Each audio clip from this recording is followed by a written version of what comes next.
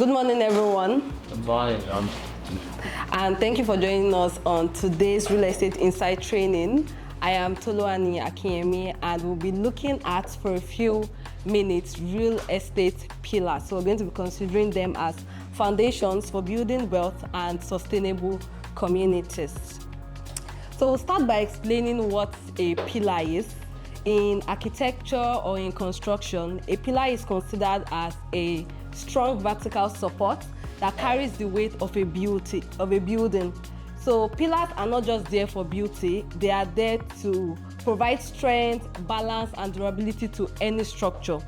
So what that simply means is that while a pillar contributes to the beauty, the aesthetics, and the overall appearance of a building, like you can see from that picture, it's also essential to the structural integrity of a building. So if a pillar is weak, if it is misplaced, if it is wrongly placed, if it is not strong, then the entire building stands a risk of collapse. And so that's why you see certain buildings that look very nice, they look appealing on the outside, they look like they have everything well put together, collapse because certain times the pillars are not properly built, they are weak, or they are wrongly placed. Now, we relate this to real estate investment. Real estate investing has some foundational pillars that guide whether an investment is sustainable, profitable, or low risk. You can think of them as load-bearing beams that hold up your investment strategy. And for somebody looking to invest in real estate, probably you have a portfolio they are looking to expand or make better.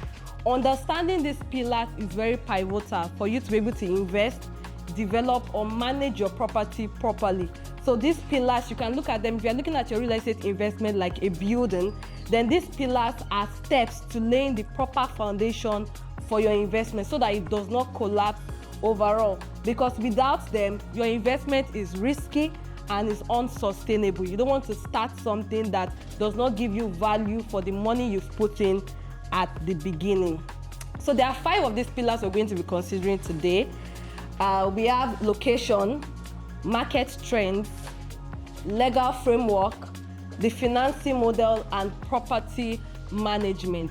Generally, when it comes to real estate investment, the pillars are considered to be 8, but we're going to be looking at 5 main pillars and some supporting pillars that hold them up. So we have location, market trends, legal framework, financing models, and property management. Let's take them one at a time.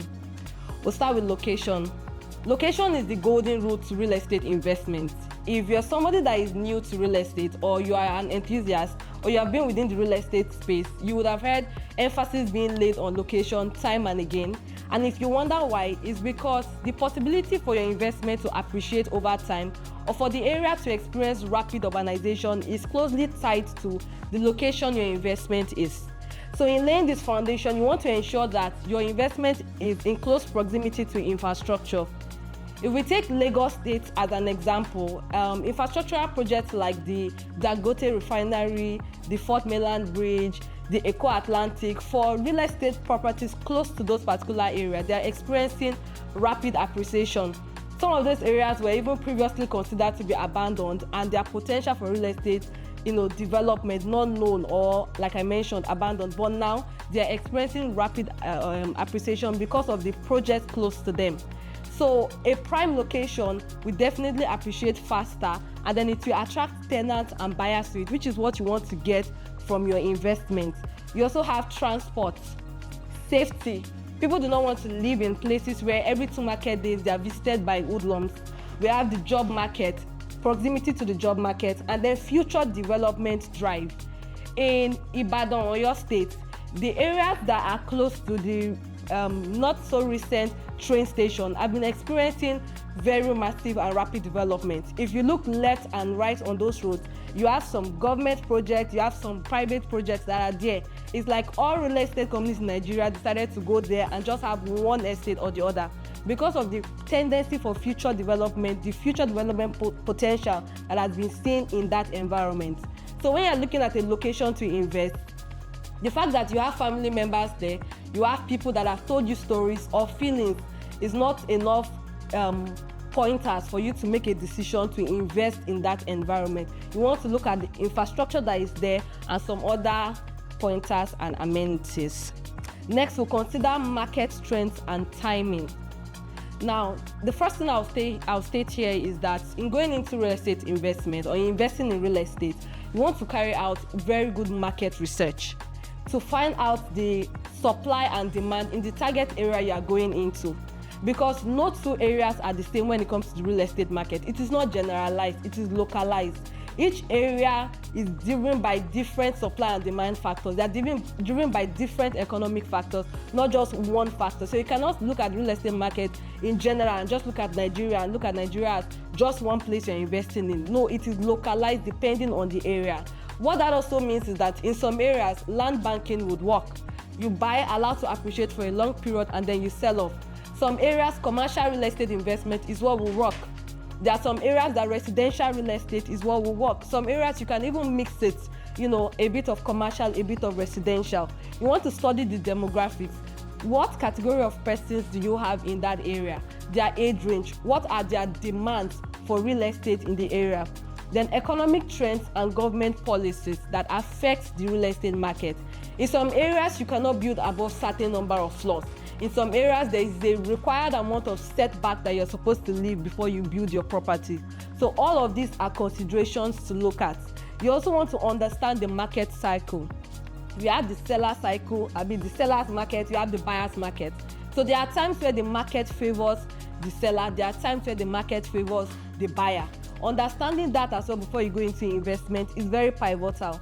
There are boom seasons, like during infrastructure expansion, like the Dangote refinery in that area now is making real estate in the area to boom. Everybody wants a piece of that area. And there are also slowdown seasons, like during election. People are very skeptical about investment. They are careful where they put their money.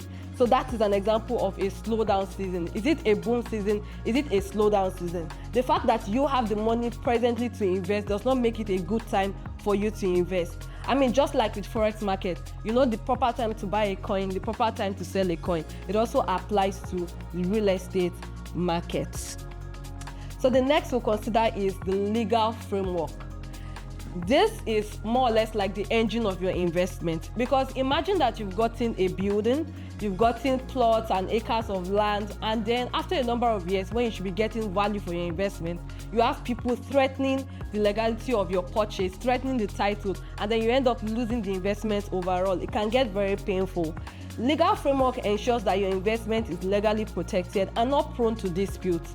Now, when you hear land disputes, some persons do not understand that it does not start the first day after you buy your land. It's not the second day. These people can wait for as long as 10 years. They are also seeing that this area has potential. They are watching, they are waiting. So after 10 years, when you should probably start reselling or start probably break even on the property, the building you've bought, that's when they come up and start fighting over it.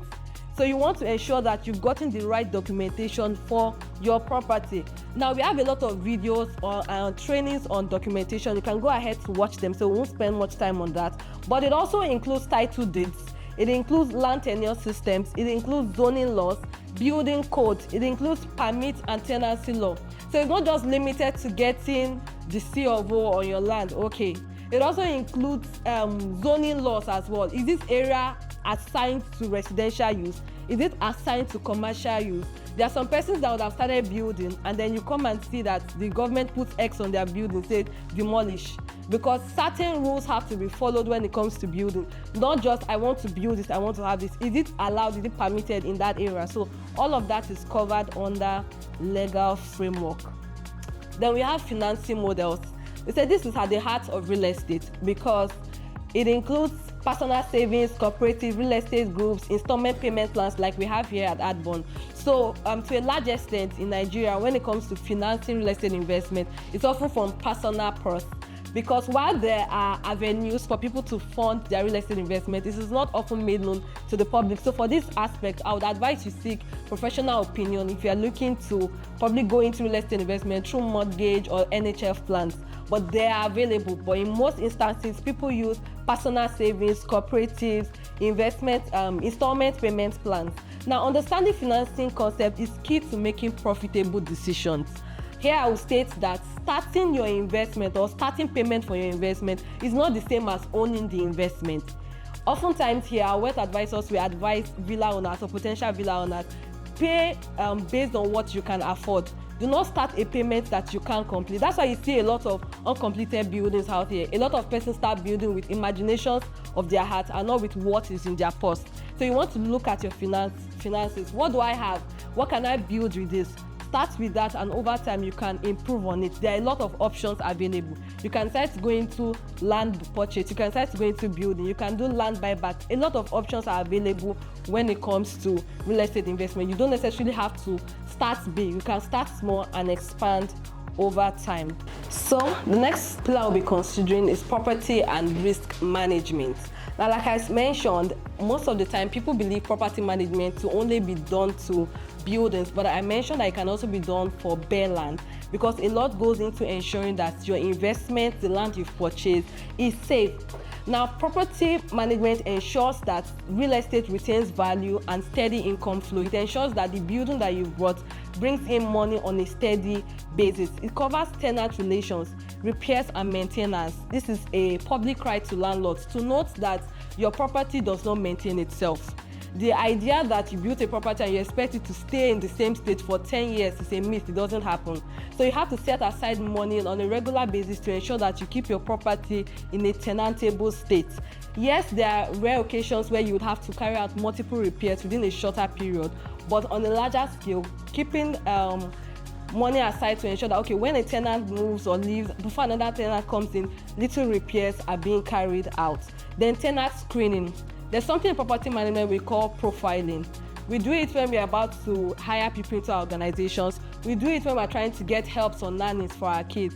We even do it before we start dating people. You profile them to get to know who they are and what they do. The same thing should be done before you bring tenants into your property, so that you do not have someone like a mad person in your house and then it's difficult to get them out after time. Then rent collection. There are processes to getting rent collection. There are processes for rent increment. You don't just wake up one day and decide this property is mine, this is how much I want to be collecting. There are processes so you do not have tenant-landlord disputes.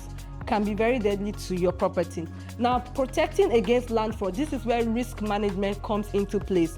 Protecting your property against land fraud, against omonile wahala, against government demolitions, ensuring that it is safe and free from all encumbrances, and that what you're actually looking forward to in the future is attainable. Now we're going to be looking at some of the supporting pillars in real estate investment.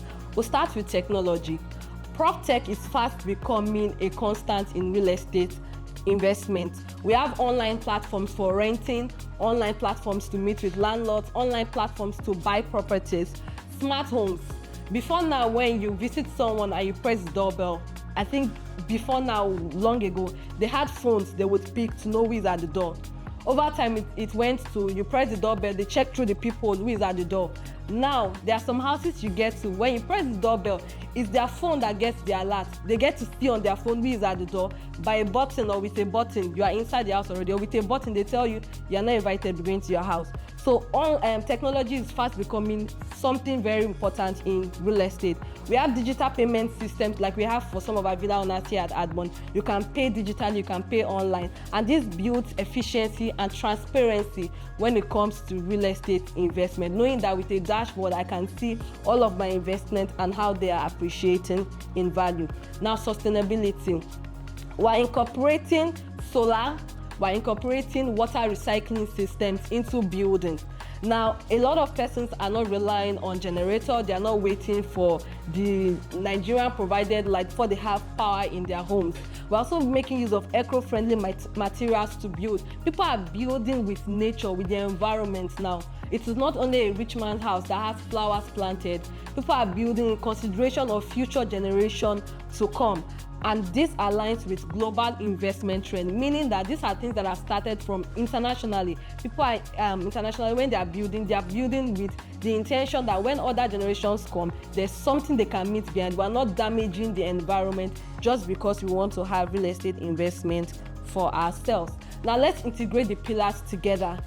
An investor who buys a property in Ajibo, Ogun State backed by strong legal documentation with smart financing and effective management, is positioned for sustainable wealth creation. So you've bought your investment, you've been able to pay for it, you own it, you have your documentation, and then the purpose for investing in the first place, which is to build wealth over a period of time, is achieved. So in conclusion, the pillars of real estate market: location, market trends, legal framework, financing, and property management are the foundation of every successful property investment. When they are properly understood, applied by investors and stakeholders, they can build not just profitable properties but lasting wealth. So we're saying that understanding this pillar is the key. These pillars are the keys for you to be able to build lasting and sustainable wealth through your real estate investment. So if you have any questions, any suggestions, any feedback for us on this training, you can leave it in the comment section. I will get back to you as soon as we can. Thank you for listening.